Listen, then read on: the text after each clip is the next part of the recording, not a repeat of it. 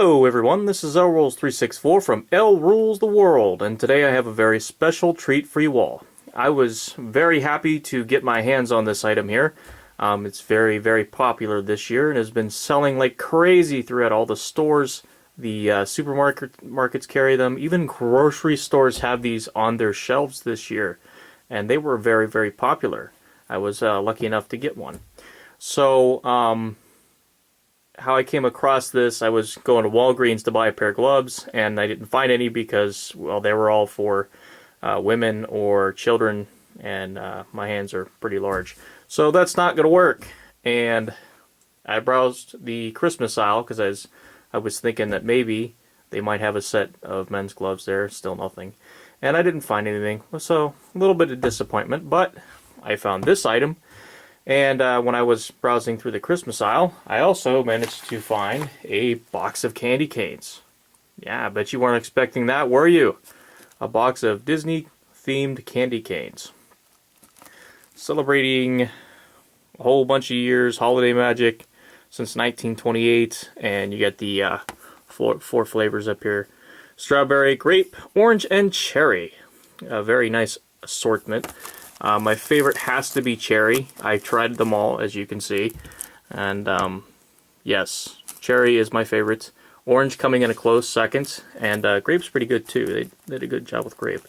I usually don't particularly care for grape in any assortment, but they did a really good job with that. And strawberry, not really that great. So, yeah, they didn't do a good job with strawberry. But they are nice and crunchy. They are not chewy candy canes like you find in some of these clearance aisle items. So for 49 cents, yeah, pretty good buy. Especially for Disney stuff. That's a damn good buy. Anything Disney goes for like crazy money now. Alright, so back to the main event here.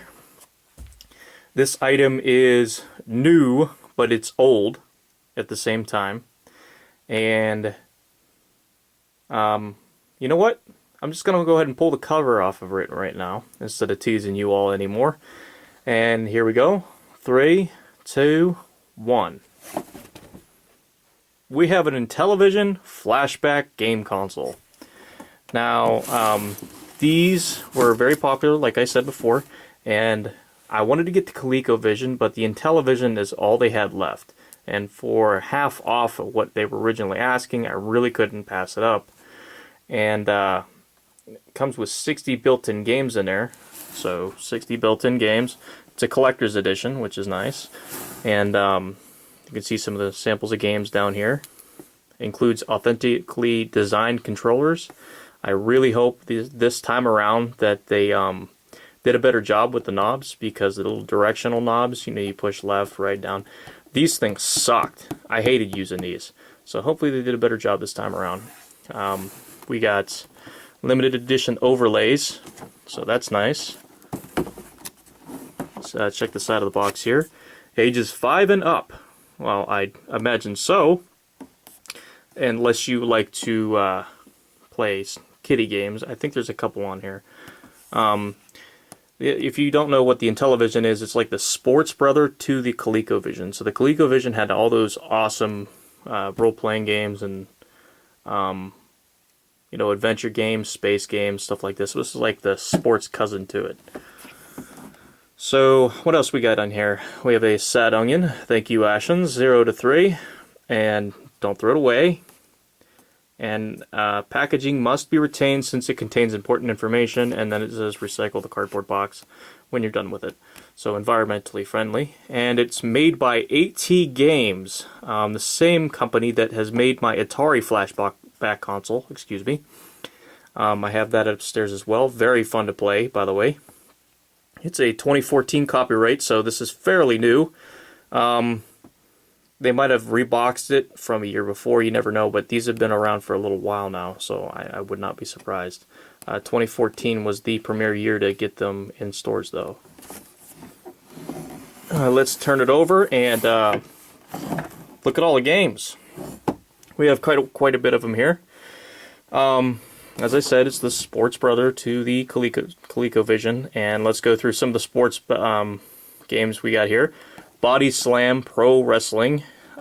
bowling, boxing.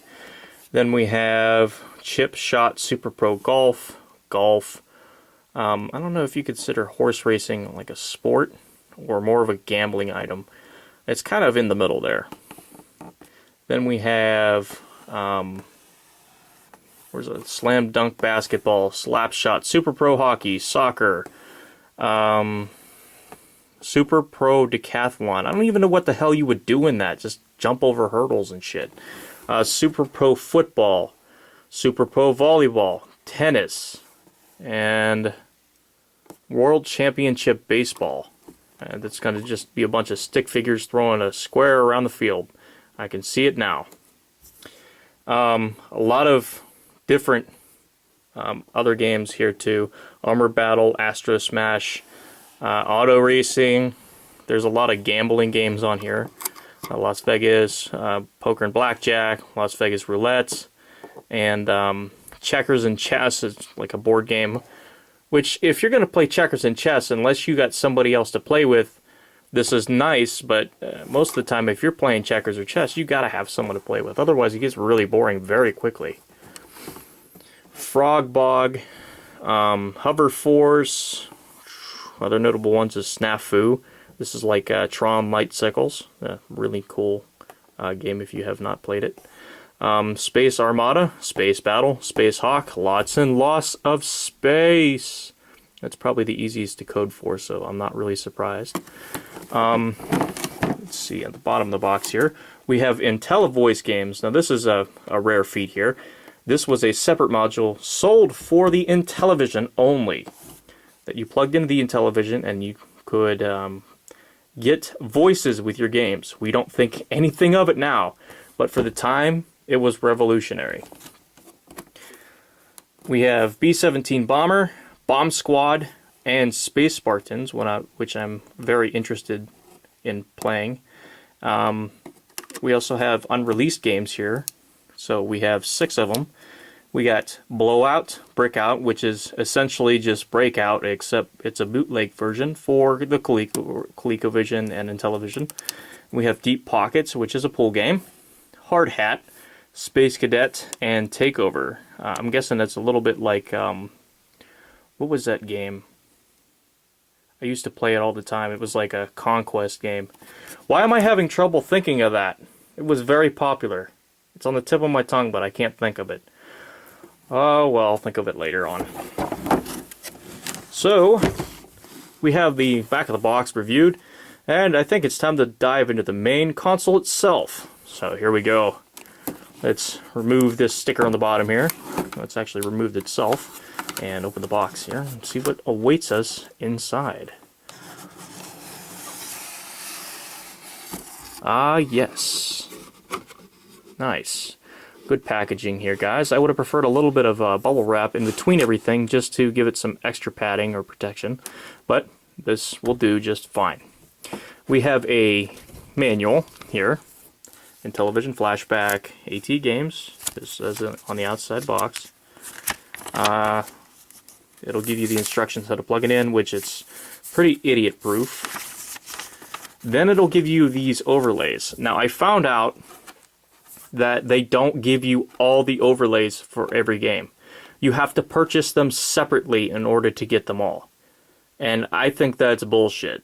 Selling these as DLC, like a DLC add-on, is kind of irritating. Now, if I'm going to go ahead and play some of these games, you can just look up the overlays, or you can get them offline and find the dimensions for the controller, and then just print them out and use them for the controller. I mean, they're just really paper overlays with some sort of layered in between some sort of plastic. That's really all it is. And I don't know about you guys, but I'm not going to pay extra money for these overlays when I already have the console right here. It seems kind of pointless. So these work as a guide if you don't want to take it that far as to getting them off the internet and using them for your own console. So how to connect the Intellivision Flashback to a TV. I connect it to a CRT and it does just fine. And if you connect it to an LCD here, It says plasma and LCDs over 32-inch. Please adjust your TV to the following settings. Don't even worry about this. Seriously, it's an old game console. It doesn't give a shit. It doesn't care. It's not like a new age console where you have to adjust the brightness and all these other fancy aspects in order to get your game to look proper. So yeah, you don't even have to worry about this. Just plug it in and go. Oh, let's see, troubleshooting. And then it gives you a description of all the games here. Oh dear, that was odd. I had a little bit of a power surge here today. I was not expecting that. Good job, America. Using up all that coal there.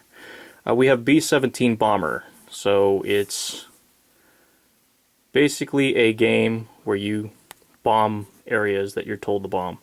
I'm still interested in playing it. It looks like fun. I could probably have a good time with it. Buzz bombers, spray bees. You're a can. You're a can of spray and you spray the bees. Very interesting concept for the day. It's sort of like Millipede for the Atari, but they did a very neat job of disguising it as something different. Super Pro Golf, kind of explanatory. Astro Smash. Hard Hat, here we go. Each team is building a skyscraper. Between the two structures hangs a platform stacked with bricks. Players must grab bricks for their building without upsetting the platform. First team to complete their skyscraper wins. Seems simple enough, and it looks like a very fun game to play. It's just a shame it's for two people because I'd like to play it on my own. Let's see what else we got in here. Pinball, Las Vegas Poker. Oh dear. Oh, I forgot about these. Man, I really don't know why these are games.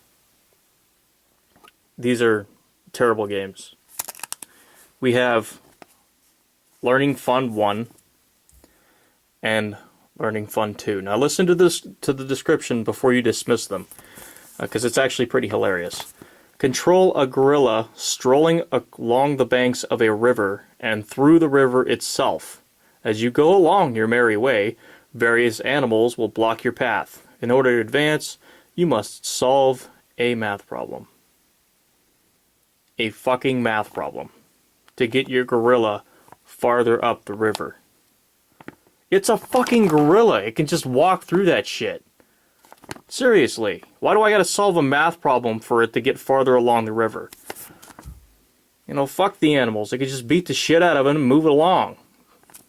And there was not one, but two of these fucking things. Who thought that there was such a demand for a second Learning Fun?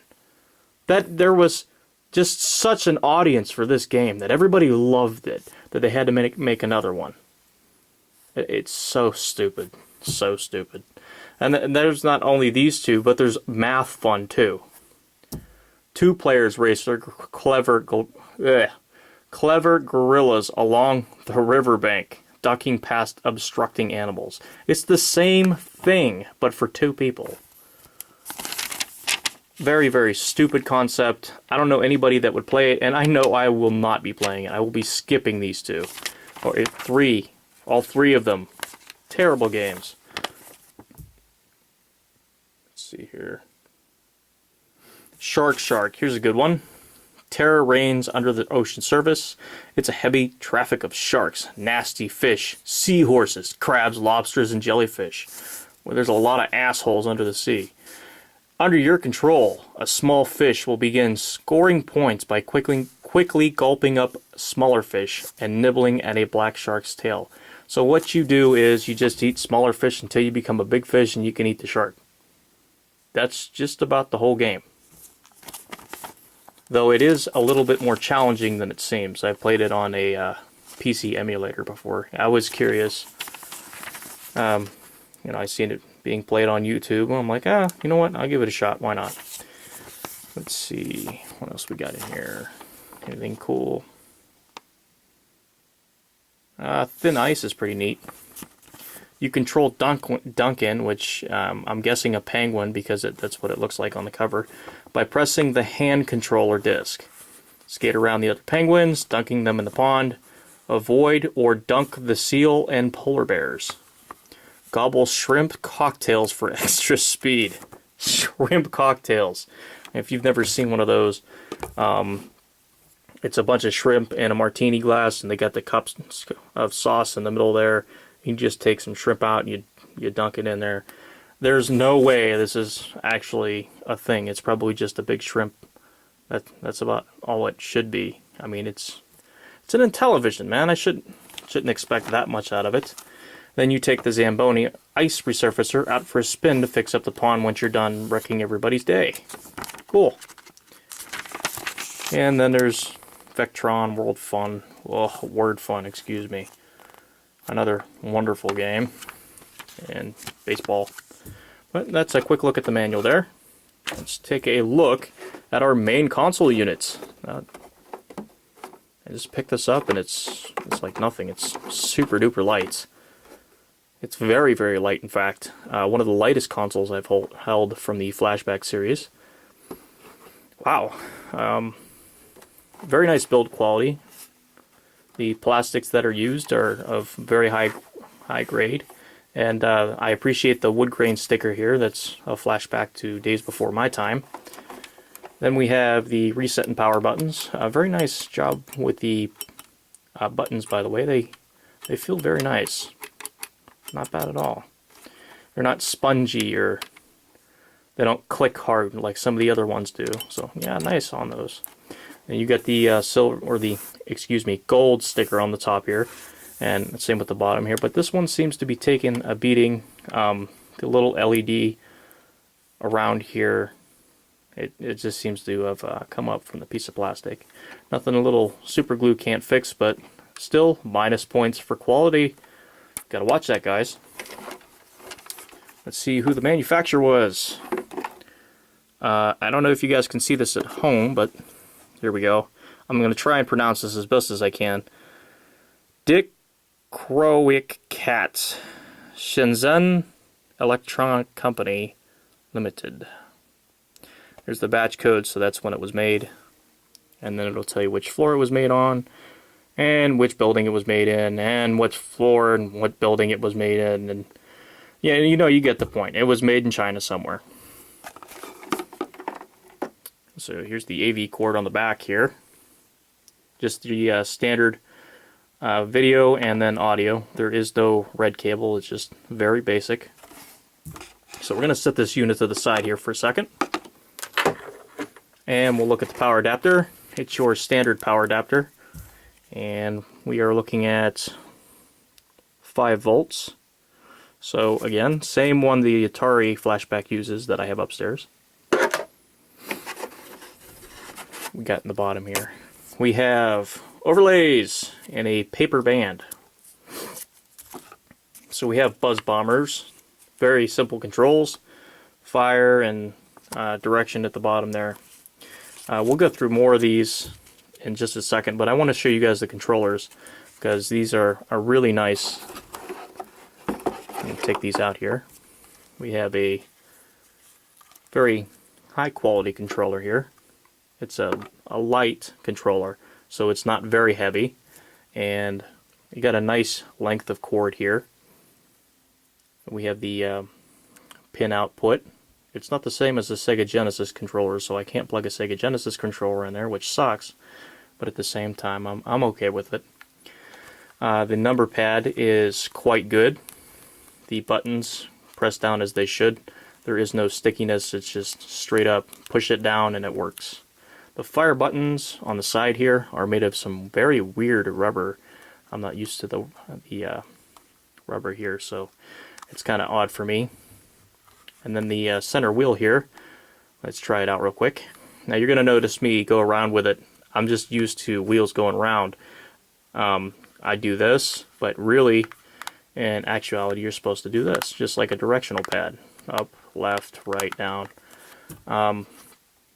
Sometimes this will be used to jump. The center will be used to jump in some games. So there's that. Let me show you guys what it looks like with an overlay in it. I'll put Buzz Bombers in here. The controller looks really nice with the Buzz Bombers at the top here. Then you have the fire buttons on the side, and like I said, directional at the bottom. So not too shabby at all. Very, very nice fit and finish, and it just slides right down in there. Let's take a look at the other one. The other one's pretty much the same. There's no real difference between the two.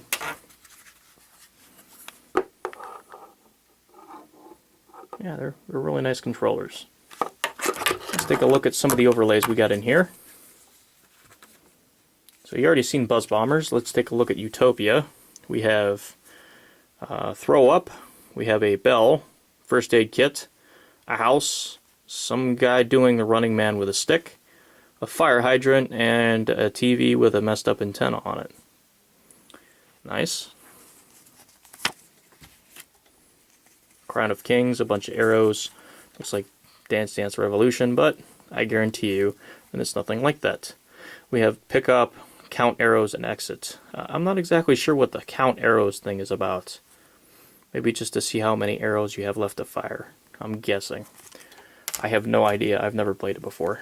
Minotaur. Same thing with this. Use ladder and then glance right, glance left. And retreat, retrace. And over here you pull up the castle map on the left. Then we have the count food and count arrows. Again, count arrows. I don't get it. I just don't get it. I guess I have to play it to figure it out. I don't know what this is, but it reminds me of Infamous somewhat. Of a game far past this console's time, so very weird. Very weird. A little nope down there. World Championship Baseball. See what I tell you. It looks nothing like this in game, by the way. I can guarantee you. The graphics were nowhere near this advanced for the time. Word Fun. Oh, I said another game I won't be playing. What a waste of overlays. Space Spartans. Fire button, tracking computer, all systems, hyperdrive. Whoosh. We have energy level, number of aliens, change your view. You move with the directional wheel at the bottom there, and you fire with the fire buttons on the sides. Very self-explanatory. Again, Space Hawk. This one I'm not sure on. I've never played this one before. We have auto fire, single shot. I don't think this does anything at all. This looks like some guy getting run over by a bulldozer or something, or maybe some dude with wings. I don't know. And we have a dead frog on the bottom. And hyperspace again. Score. I'm guessing that's to keep score. See how much you have points wise. You have thrust on both sides and then fire at the top on both sides. And then Astro Smash. This is auto fire, single shot, hyperspace, fire on all sides, and then you just move with the wheel on the bottom there. So that is all the overlays I get, and I kind of find that very depressing. It would be nice to get more overlays, and again, I'm not paying for more. I don't see the point, especially if they're just pieces of paper covered in plastic, or if they're just plastic altogether, because that's what they seem like. Plastic laminates, I guess, some sort of laminate material. But really, all I see is paper. You know, that's what the consumer sees. We don't see what actually goes into making these, so we really don't know. Me, I see profit, lots and lots of profit for these guys if they decide to sell some of them, which I don't think they will. But for the hardcore people who have to have it for their Atari flashback or Intellivision flashback console, those people are going to buy it, and then they will make money off of it. But for guys like me who can just make their own, not really a worthwhile venture there. So yes, that is a look at the Intellivision flashback classic game console from AT Games. that's everything that's included in the package. And if you guys don't mind, I think I'll go play some of it here in just a little bit. So I'd like to thank you all for watching at home. I really appreciate it. Be sure to like, rate, comment, and subscribe if you haven't already. Plenty of other great unboxings coming soon, as well as awesome gameplay videos on my channel and the Dark Firebird channel. So go ahead and check that out. I'll leave links to the DTA channel in the description. And it'll keep you entertained for a few hours while I go play some Intellivision. Rolls out.